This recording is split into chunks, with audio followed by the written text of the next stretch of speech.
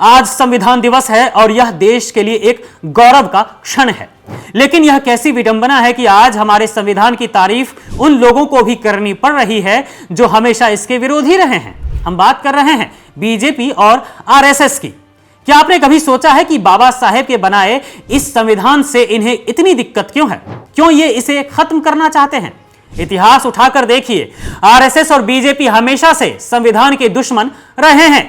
इनकी आस्था मनुस्मृति में है, संविधान में नहीं।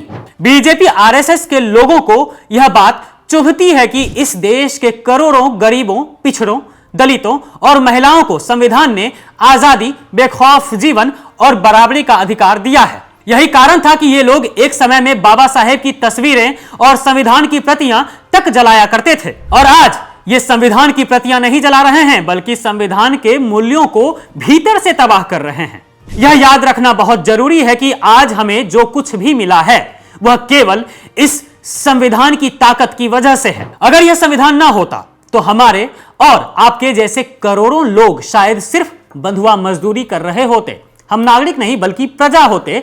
सतर्क रहने की जरूरत इसलिए है क्योंकि आरएसएस और बीजेपी के इरादे ईस्ट इंडिया कंपनी से भी खतरनाक है। ये देश के लोगों को गुलाम बनाकर देश की सारी संपत्ति और मशीनरी पर अपने पूंजीपति मित्रों का कब्जा करवाना चाहते हैं, ठीक वैसे ही जैसे अंग्रेजों ने किया था। इन्हें देश की करोड़ों गरीब जनता की जिंदगी से कोई लेना देना नहीं है। ये तो संसाधनों पर पहला हक अडानी जैसे बड़े उद्योगपतियों को देना चाहते हैं। इनकी सोच में महिलाओं, दलितों, पिछड़ों, अल्पसंख्यकों और गरीबों को दोयम दर्जे का नागरिक ही माना जाना चाहिए। इसलिए इस देश का पवित्र संविधान इनके निशाने पर बहुत पहले से ही है। बीजेपी आरएसएस की असलियत उनके आरक्षण विरोधी रुख से भी सामने आती है। ये संविधान में निहित आरक्षण के खिलाफ हैं, क्योंकि ये लोग समता मूलक समाज चाहते ही नहीं हैं। आजादी के दौरान और उसके बाद भी आरएसएस ने संविधान को खत्म करने के लिए कई षड्यंत्र रचे। इन्होंने संविधान के विरोध में घटिया और घिनौनी बातें की। इनके नेताओं जैसे सावरकर, गोलवलकर और श्यामा प्रसाद मुखर्जी ने बाबा साहेब को भला बुरा कहा और हमारे संविधान को विदेशी तक बताया। आरएसएस के सरसंचालक एमएस गोलवलकर तो चाहते थे कि यह देश संविधान के बजाय मनुस्मृति के हिसाब से चलाया जाए। हमने बीते कुछ सालों में देखा है कि आरएसएस के बड़े नेता जैसे मोहन भागवत, मनमोहन वैद्य और दत्तात्रेय होसबाले ने खुलेआम आरक्षण का विरोध किया है।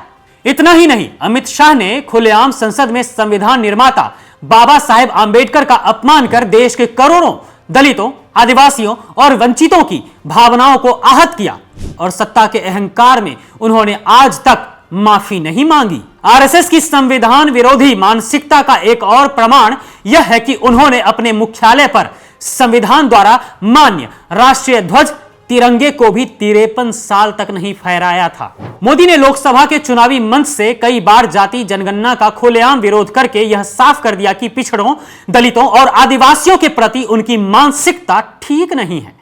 हालांकि जनता ने समझदारी दिखाई और उनके इन इरादों को कामयाब नहीं होने दिया।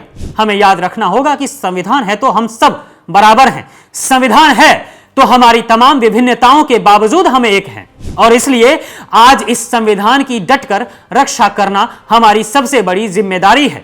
इस संविधान को पहले आजादी के महानायकों बाबा साहेब आंबेडकर, नेहरू जी और सरदार पटेल जैसे लोगों ने संजोया था और आज कांग्रेस और राहुल गांधी संविधान की ढाल बनकर खड़े हैं ताकि देश की नींव को कोई हिला ना सके।